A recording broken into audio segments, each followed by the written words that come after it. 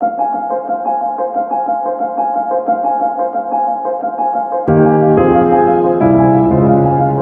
are listening to Living with ADHD and CPTSD, available on Apple Podcasts and other podcast platforms.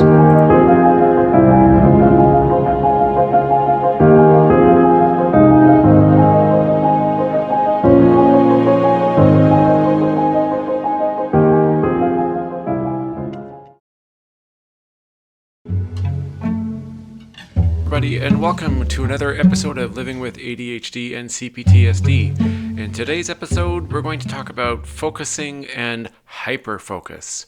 So, we all know that ADHD, or attention deficit hyperactivity disorder, is a disorder where it affects the ability for people to focus and to concentrate, to have inhibition and impulse issues, as well as all sorts of other problems when it comes to having the ability to think without making something come out, like it doesn't make any sense.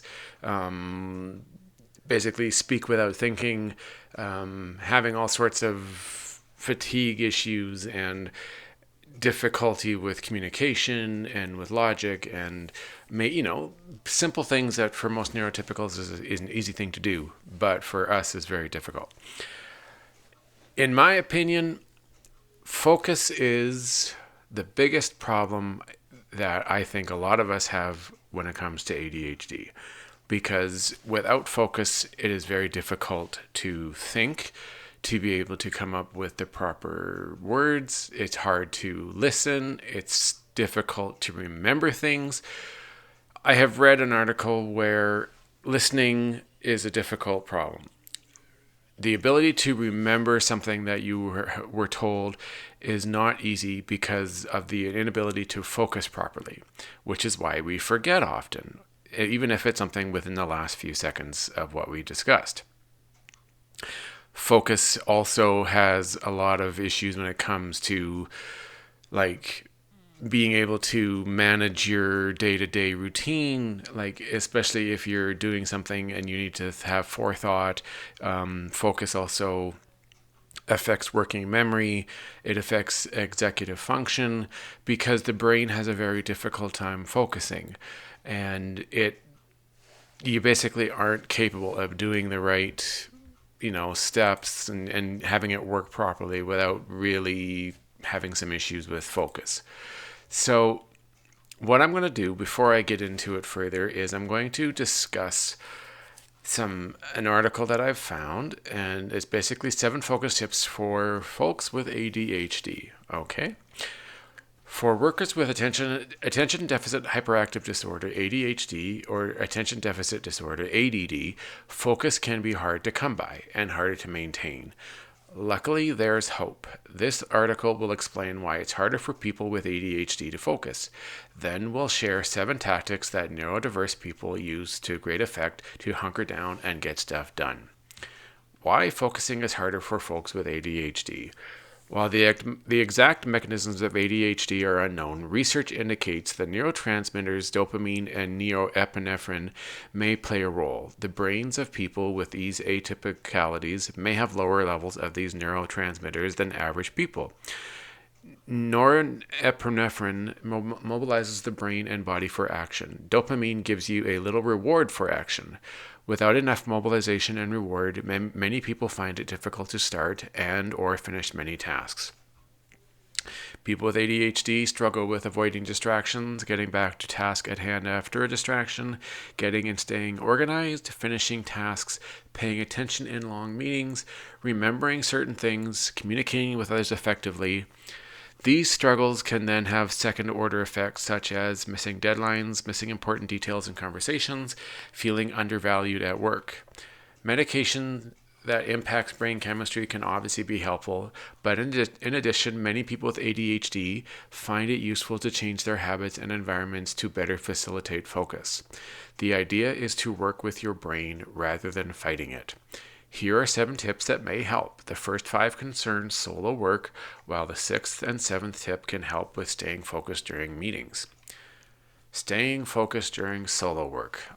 1. Limit distractions. Every technique on this list is going to help you deal with distractions as they arise. But the most effective way to ensure distractions don't throw off your productivity is to avoid them as much as possible. For most people with ADHD, a quiet room where you won't be disturbed is ideal. But if that's not happening, try to find a spot in the office or your home where you're as far as you can get from conversations. If you can't be in a quiet room alone, try headphones with soft music or white noise playing. Unlike earbuds, headphones signals to others that you're concentrating and don't want to be interrupted. As for what kind of music to listen to, it may require some trial and error. Sports writer Dave Hogg has ADHD and finds classical music helps him focus. Adam Justin Wright is also diagnosed with ADHD and prefers to work to pounding dance music. On the other hand, some people with ADHD, like Mike Heitz, lead designer at CarMax, prefer hustle and bustle. I have to second the electronic music mention, Mike said. I find that the busier the surroundings, music, or beats, the better the focus. I used to layer in coffee shop sounds on top of music for extra coverage. Another great way to limit distractions is to use clockwise to create and protect long stretches of interrupted focus time. Single task. These days, most of us are multitasking more than ever. While that might seem like a productivity boom, the opposite is actually true. Research in and outside the lab consistently shows that most people perform worse at tasks while multitasking, and the damage continues after the multitasking is over. People who frequently multitask are worse at ignoring irrelevant environmental information and switching tasks effectively, even when single tasking. In one study, students who multitasked with technology performed worse at studying, doing homework, and learning. Unsurprisingly, they also had lower GPAs than students who usually single task. While you might be tempted to think people with ADHD might be better at multitasking than the average person, research indicates the opposite is true. So one key to focus for people with ADHD is to stop multitasking and instead make it as easy as possible to focus entirely on one task at a time. For writer Maggie McNeil, single tasking has been key to finding focus with ADHD. I reject the myth that human brains can run windows and therefore multitask, Maggie said. When I'm writing, I use a quiet space without music or people asking me questions or visual distractions. For me, that means low light except on my desk, but YMMV. I don't know what that means, sorry.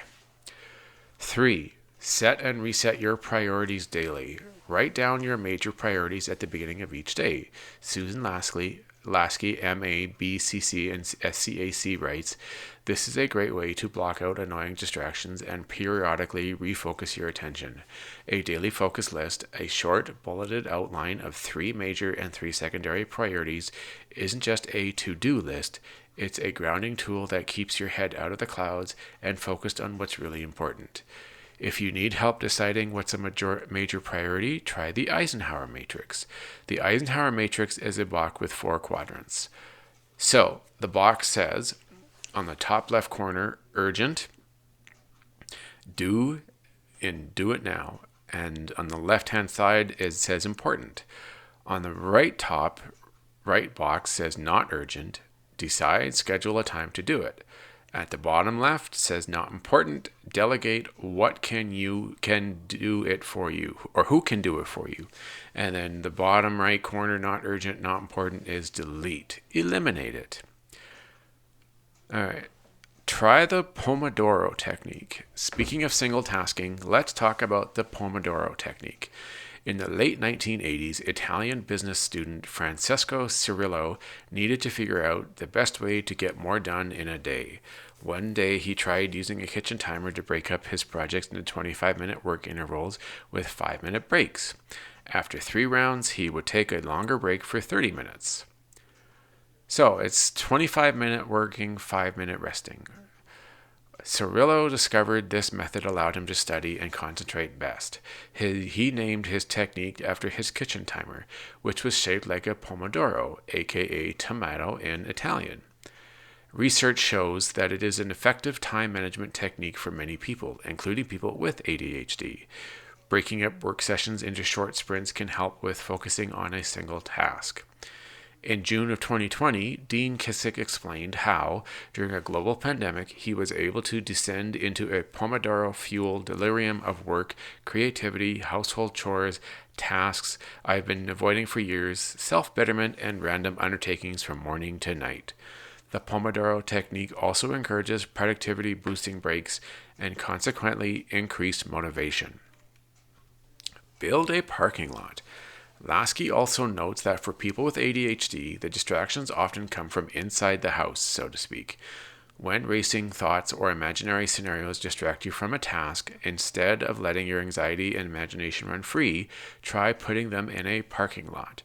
Write down any tasks or thoughts unrelated to the task at hand, such as needing to do laundry for an upcoming trip or return a text message. Put them in one place, either a notebook, sticky note, or task manager where you can address them later when you're not already working on something else. And 6, chunk your tasks. ADHD can lead to feelings of overwhelm at everything that needs to get done. Task chunking is one way to overcome that feeling and get started. To do it, you take larger projects and break it down into smaller steps. Let's take tax preparation as an example. If you just add due taxes to your to-do list with a due date, that might cause you some dread and anxiety. Instead, you could break the larger task down into its components, parts, before you start working on it. You might add micro tasks to your to-do list, such as gather your W-2s and other required tax info. Research and decide whether to use software, do it yourself, or hire a tax accountant. Make an appointment, sign up for tax help if needed, and file your returns. As a bonus, task chunking offers the satisfaction of checking off more items on your to-do list, which can be motivating. Task chunking is especially powerful when combined with the Pomodoro technique because the 25-minute bursts of productivity are perfect for the smaller tasks associated with task chunking. Give time blocking a whirl. Another way to encourage single tasking is to time block your calendar. If it's good for you enough for Elon Musk, Bill Gates, and Cal Newport, it might just work for you. Time blocking is very simple. It's just 3 steps. 1. Choose in advance what to work on. 2. Decide when to tackle priority tasks. And 3. Block off a chunk of time on your calendar for each task. Since organization and getting distracted can be problems for people with ADHD, time blocking can help. First, it helps you get organized by having you choose ahead of time, whether that's weekly or daily, what you should work on and what can wait or be delegated to someone else. It also helps you avoid distraction by setting aside time to work on one thing and one thing only. While you're in your time block for task X, you agree not to get distracted by task Y or website Z. A pro tip for time blocking is to pay attention to your energy flows. If you're better able to hyperfocus in the afternoons, schedule your most brain-intensive activities for then, and schedule your mindless tasks for the mornings. Another pro tip, if you have trouble finding time to address your parking lot items, try adding a block to your calendar with that purpose. Focus and productivity aren't always easy to come by for people with ADHD, but all is not lost. There are several methods people with ADHD use to get more done in less time. They include limiting distractions, single tasking, setting and resetting your priorities, trying the Pomodoro technique, building a parking lot, chunking tasks, and time blocking. Regardless of what you choose, trying clockwise for free should be on your list. Clockwise opens up focus time on your work calendar so you can work without distractions for longer periods of time.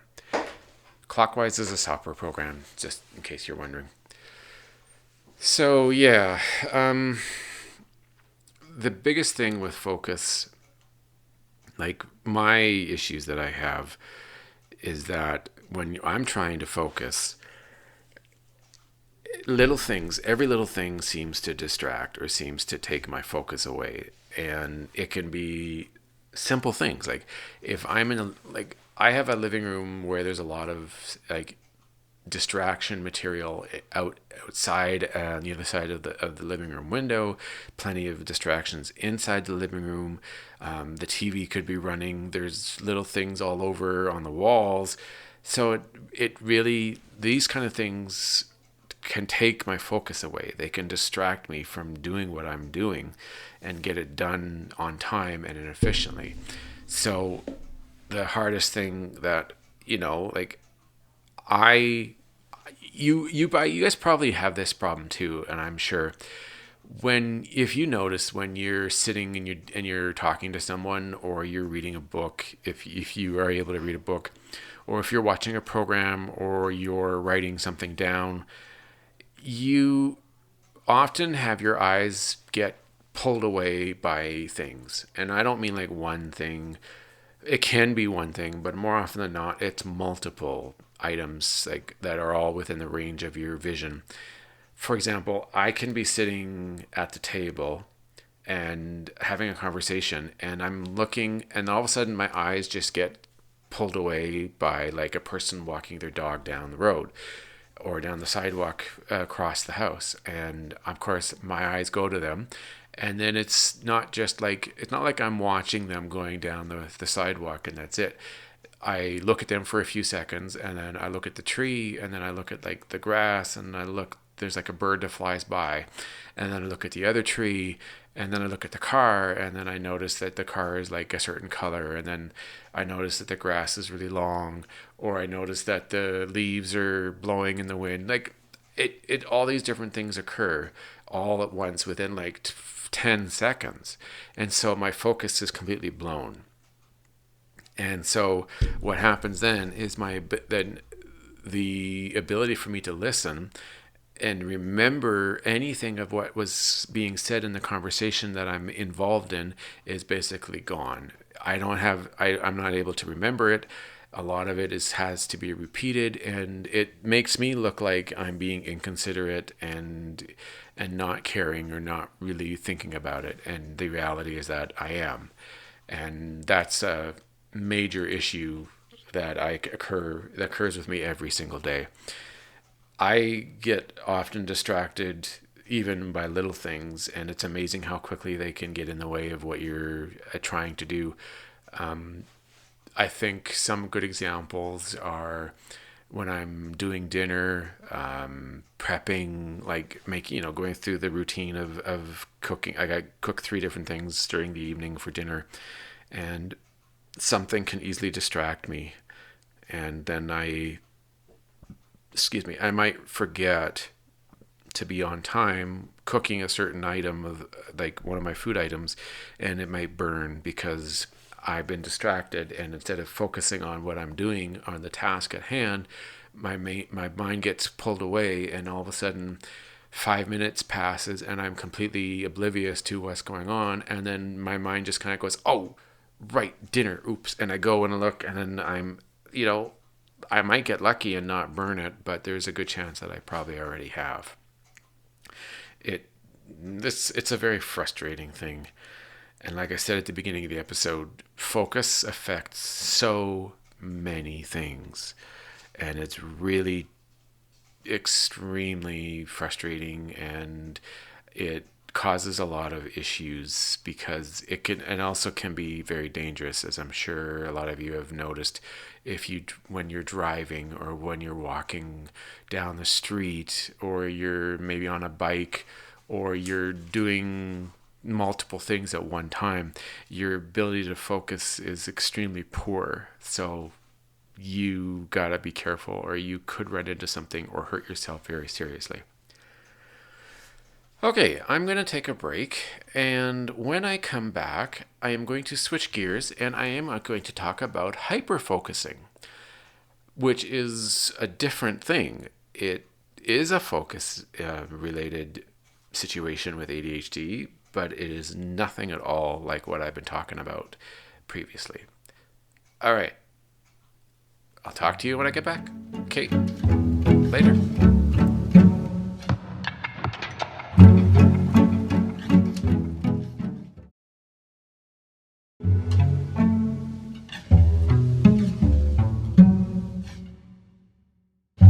Welcome back, everybody, to Living with ADHD and CPTSD. Today's episode is focus and hyperfocus. So it's a 2-part thing going into this episode. And this part of the episode, I'm going to talk about hyperfocus. Now, hyperfocus is definitely not the same as focusing because normally with people with ADHD, we have a hard time focusing on the task at hand, and it often gets in the way of doing things, remembering to do stuff, remembering things, period. Now, with hyperfocus, it's different. It's I know you might think like it is kind of an opposite, I guess you could say. So, the name attention deficit disorder can give the impression that if you have ADHD, you can't focus or pay attention to anything. However, this is misleading because ADHD is actually a problem of regulating attention rather than a lack of attention. So, children and adults with ADHD find it very hard to focus on boring, mundane tasks, yet can focus exceptionally well on activities that interest them. In fact, when they are engaged in a task that is interesting to them, they focus so well that it is called hyperfocus. The ability to hyperfocus can be frustrating to parents, teachers, or spouses and results in comments like, they can focus when they want to. However, the ability to focus is more complex than just wanting to. Lots of people with ADHD want to focus, perhaps on a lecture or what their partner is saying, yet they can only hyperfocus on an activity when there is the right balance of personal interest, stimulation, and reward. What does hyperfocus look like? When someone is in hyperfocus mode, they become so immersed in the task that they are oblivious to everything else going around them. You may notice this when a child with ADHD is playing a video game and you try to get their attention. You call them, but you get no answer. You try to calling louder, but you still get no answer. Finally, you try raising your voice to a shout and you still get no answer. In her book, Adventures in Fast Forward, Kathleen Nadeau shares a story about a woman with ADHD who became so hyper-focused on a paper she was writing that she was completely unaware her house had caught fire. She had missed the sirens and all the commotion and was finally discovered by firemen working contentedly in her room while the kitchen at the back of the house was engulfed in flames, writes Nadeau. Luckily, this woman was able to get out of the house safely. Her paper was probably extraordinarily well written as well. Benefits of hyperfocus in adults and children with ADHD. When there is a deadline, you can push everything else aside and focus only on meeting that deadline. If you hyperfocus on work-related tasks, you develop a reputation as someone who is talented and dedicated to their work. Plus, it means that you enjoy the time spent at work. At the beginning of a relationship, you might hyperfocus on the person you were dating. This intense level of attention feels flattering and intoxicating to your date. A parent can hyperfocus on an activity they are doing with their child. Having a parent that engrossed in a shared fun project makes the child feel incredibly special. A child might hyperfocus on an activity that builds their self-esteem. This is very positive, as living with ADHD can erode their self-esteem. The activity, whether learning to skateboard or to program a computer, is less important than how it makes them feel. Some of the greatest discoveries and inventions result from an individual's ability to stay in the zone, focused and immersed in an activity for hours and hours. And the negative effects. Unfortunately, if it is not managed properly, hyperfocus can cause many problems. Some people escape into their own worlds, neglecting those around them and ignoring important tasks that need to get done. If this occurs, school and work performance suffers and relationships become strained. For example, at work, you might miss meetings or get behind in your responsibilities because you are hyper-focused on the elements of the job you enjoy. Your spouse might get frustrated and angry with you because you only seem to do activities that are fun for you while they are left to do the household chores. Parents find they get frustrated with their child because when they are hyper-focused, they don't come to the table when dinner is ready, do their homework, or help out with chores around the house without lots of reminders. Life can get out of balance because it is easy to lose track of time when you hyperfocus. As a result, there isn't time to do other important activities like prepare healthy food, go to the gym, or spend time with your loved one.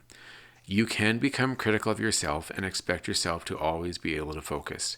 For example, if you focused intensely for 12 hours one day to meet a deadline, you wonder why you can't do that the next day too. 5 tips for getting the most from hyperfocus. Give these tips to try to take advantage of hyperfocus. 1. Match your career with hyperfocus activities. Choose a career path that is in line with what you tend to hyperfocus on. As Nadia explains, choose what you love to do as your life's work. This way, your hyperfocus is put to good use in advancing your career. Plus, you will be much happier doing what you enjoy. If you're a parent of a child with ADHD, figure out what your child focuses on. Knowing what your child focuses on gives you an insight into their areas of interest and motivation. It might not be what a typical 9-year-old is interested in. With this knowledge, you can adapt their activities to include this area of interest. For example, and I've talked about this person before, when Olympic swimming champion Michael Phelps was young, he struggled in school. His mom tailored his education around his interest in swimming. To help him read, she gave him the sports section of the newspaper and made sure his math problems were customized so they were swimming related. 3. Identify what your hyperfocus activities are. When you know exactly what you hyperfocus on, you can choose carefully when you do them. If you only have a few minutes before you are going out with your partner or before you need to go to bed, don't start a hyperfocus activity. Instead, choose to do them on the weekend when you have larger chunks of time. As a parent, you can help your child do the same. 4. Set time limits. It is helpful for parents to set firm time limits around escapist activities in which their children tend to hyperfocus. Sit down with your child, discuss the issue, and together you can come up with predetermined time limits. Adults may also escape into television, video, or online chat groups and forums. Try to limit your time participating in activities that exclude you from the outside world. Figure out a predetermined amount of time to engage in the activity and stick to it. And 5. Set reminders. Figure out ways to establish cues that remind you of when it is time to take a break from an activity. Adults may want to set an alarm to help them break away from the task for a while. Parents can help their children do the same. Parents can also give verbal and physical reminders. Sometimes verbal direction to turn off the video game is not enough. A parent may need to give a tap on the shoulder or even stand directly between their child and the video screen in order to get their child's attention and help them shift to another activity. So yeah, hyperfocus is a good thing and it also is a bad thing, of course. And my own issues with hyperfocus is the best example I can come up with, which is very effective, is when I'm doing dishes. I'm cleaning the dishes and I'm drying and washing them and putting them away. I get so focused on this task that I am, like it says, literally oblivious to everything that's going around me. I'm not paying attention to conversations. Like if my girlfriend's talking to me about something, I'm kind of listening, but I'm giving really automated responses because I don't have the ability to multitask and focus on anything that's being said. And so I really am giving automated really type answers, which isn't, good, of course. And it gets me into trouble because I'm not present by any means. I am so focused in on it that everything else around me just is being missed. There's a good possibility that I could step on a cat's foot or a tail because if they're walking around, I'm not even realizing they're there. Now, another example of hyperfocus is just sitting around and being on my phone or browsing the internet on my phone or my tablet. I can get so focused on what I'm doing on my phone, and again is that it's enjoyable, it's motivating, and it really is fun in the time that I'm doing it, that it's very difficult to put it down, and do other things. And I get so wrapped up in what I'm doing on my phone that, again, I'm missing out on stuff like conversations and words that are like stuff that's being said to me. I'm not seeing events or, like I'm basically missing important stuff that's happening in the moment. And that has been something that I've always had a difficult thing with. And it is hard to change because with ADHD, it's extremely difficult to make that adjustment and learn to, without some sort of a timer or some kind of reminder, it is extremely difficult to know that you're doing this and to step away without something telling you. Because if you can't do it internally, you need some sort of an external device or reminder in order to remind you that you need to step away and do something else for 5 minutes, or just stop in general. That is a very difficult thing to do. I don't really know of any other way to step away, because if I didn't have a reminder or there wasn't some sort of a timer going on, I could literally get wrapped up in what I'm doing for a very long time. Like they say, it is good and it is bad, because if you are doing something that is like a job and you really enjoy that sort of thing that is involved in it, you can be extremely good at it, but it can take away from the other areas of your life, because it can affect your relationship, and it has made effects on mine. And I end up not getting the rest of my things done during the day. Like, there are times where I'm so focused on work, or I'm so focused on even doing the podcast, I forget that I still have things to do around the house, like cleaning, putting away my clothes when I've got clean clothes, taking care of stuff like for the dog, making sure he gets out to do his business outside, taking care of chores, putting food away, starting the dishwasher. There's multiple things that I fail to do at the end of the day, and then that ends up getting me into trouble because I'm not looking like a responsible adult, when the reality is that I was so hyper focused on what I was doing that it took away from my ability to remember the other things that was going on during that day or during that time frame.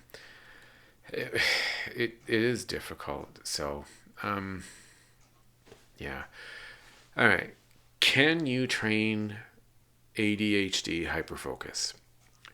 For adults with ADHD, managing bouts of hyperfocus requires setting up external cues to redirect their attention. This sort of intense focus isn't something you can just buck up and talk yourself out of. Nadio, who actually has ADHD herself, often experiences hyperfocus when she tackles a writing project. So she sets a timer to remind herself of appointments she needs to keep or phone calls she needs to make. Computer messages designed to pop up on the screen at preset times can also be useful. So it is enlisting the help of a spouse or coworker. I worked with one man who got so absorbed in his work that he trained a colleague to come and pull him out of his office for meetings, said Nadio. Another of her patients was in the habit of working on his computer after dinner.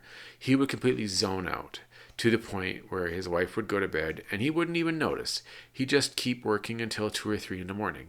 It exasperated the man's wife began literally pulling the plug on his computer when bedtime arrived. It was the only way to get his attention. Yeah, that's quite something. Another thing is you can trigger ADHD hyperfocus by making boring tasks more compelling. Ultimately, the best way to deal with hyperfocus is not to fight it, but to harness it. If school or work can be made stimulating, it will grab focus in the same way. Kids with ADHD are demanding a higher standard of teaching. A child with ADHD gets bored quickly when he's asked to memorize a bunch of history dates, but if he helps write a play on the subject and then performs in it, he's going to shine. The same is true for adults. A job that provides public accountability along with more immediate and enjoyable consequences can be ideal for those with ADHD. Perhaps this is why 35% of people with ADHD are self-employed by the time they're in their 30s, a figure far higher than the norm. Yeah, that's pretty cool. Like you got to find ways to adapt. It's just like anything else. If you have ADHD and you know you're going to forget, or you know you're going to have a problem with staying on task, you got to have coping mechanisms, and you got to have external methods to help you maintain your ability to do these things on time and do it effectively. So same way with focusing and hyperfocus. If you want to take advantage of hyperfocus, you got to make the activity that is boring more interesting. But at the same time, you also got to be able to know if you're not aware that you're hyper focused and you can't break out of it on your own, then you have to have ways of doing it externally, like whether it's someone that you know, or having a timer or something that pops up on your screen while you're doing the work that will help you. But the key is to not just ignore it. That's something that I know I have done. I tried doing that. I tried having a pop up on my screen, but what would end up happening is that I would be so into what I was reading that I would just like ignore it, or I would say whatever, and I wouldn't actually follow it. Instead, I would just pretend that it didn't happen, or I wouldn't care, because there was no accountability. And that unfortunately is a possibility, that you could just get to the point where you don't care, and even if it does come up, you're still going to you may not do it. So it definitely is key. I The thing about hyperfocus is that you become automated, and you start doing automated activities. Like, you say automated things, you have automated responses to people. Your day to day can be automated as well, because if you're so focused on what you're doing, you're not present. You're not able to react if something changes. So hyperfocus is not always the right way to go about something, but because of the fact that that's just the way our brains work, it is extremely difficult to break that habit and to not allow yourself to get that focused on what is going on. So if you have breaks in between, like 20 minutes, or like I read earlier, the 25 minutes and then 5-minute break, is you can use that as well with your hyperfocus, because it allows you to break away, allows you to take care of other things, allows you to communicate and have like a relationship, or interact social situations with people. Because if you're it can definitely get in the way of being social, and it can affect your ability to have friends, because if you're doing something and you're so focused on it, you will appear as if you're being antisocial, or you're being rude, and you have no interest in what's going on. Especially if you're doing something like doing chores to clean up, or you're taking care of something in the garage as people are showing up, you could get so enwrapped in what you're doing that you're forgetting that there's other stuff going on. So it's very important to make sure you do that, and have like a timer to help with you to make sure you're not getting wrapped up in it. Because if you're so hyper focused on something, especially if it's like a fun activity, you could literally waste the entire day away without realizing it. And then before you know it, it's bedtime, and you haven't done anything. You haven't put away food. You may not even have made food. You haven't done chores that are important for you for the next day. It can make your life a mess if you're not taking care of it. So definitely make sure that you are prepared, and that you own the fact that you can get this way, get hyper focused, and prepare for it so that it doesn't overwhelm and take control of your life. Because even though it can be a great thing, it can definitely be a curse. Okay, everybody, that's it for today's episode. And I think this was a good one. It was definitely one that I've been wanting to talk about for a while, and I hope everybody enjoyed it. Tomorrow is going to be another CPTSD episode. I am going to actually have a couple pre-recorded episodes for the next 2 weeks because, as we're all aware of, next weekend is Christmas Eve and Christmas Day, and then the week after that is New Year's. So instead of me recording episodes during Christmas, I'm going to have them done early and then put them out on those days. So if you are interested in listening to those episodes on Christmas Eve and Christmas Day, and then New Year's Eve and New Year's Day, by all means, you're welcome to it. It's just I won't be recording them on those days. All right. Everybody, have a very fun week, and I hope you guys have done your shopping. Try not to spend too much money. I know that with ADHD, we do have an impulse control when it comes to spending money. At least a lot of us can. Try to have somebody with you so that you can have a better chance of not overspending or needlessly spending money. And enjoy just relaxing. I've got a couple weeks off. Taking some time off for Christmas, so I'm going to relax and enjoy, things that I don't get to enjoy during a typical day due to work. And I hope you guys can do that too. So, just a couple things. As you well know, I am on Twitter. It is at ADHD and CPTSD. There is the Facebook page. There is my website, www.livingwithadhdandcptsd.ca. I am on Patreon, and if you subscribe to my podcast at Anchor, then you get some bonus material that I put out. Unfortunately, there's going to be no bonus material this week, just not enough time to properly do it and put it out. But I will have some extra footage next week. And on Tuesday, I will be a guest on a show with a lady, for the heck of me, I can't remember her name. I will mention it tomorrow, and I will post the episode on my website and through Apple Podcast, and then you can listen to it. It will be a video recording as well, and I will share a link to that episode. So I hope you guys look forward to it. I wish I could remember the name of the person. My ADHD is just really kind of getting to me right now, so you'll have to forgive me on that. But I'm looking forward to it. Okay, everybody, have a great day, and I shall talk to you tomorrow. Bye.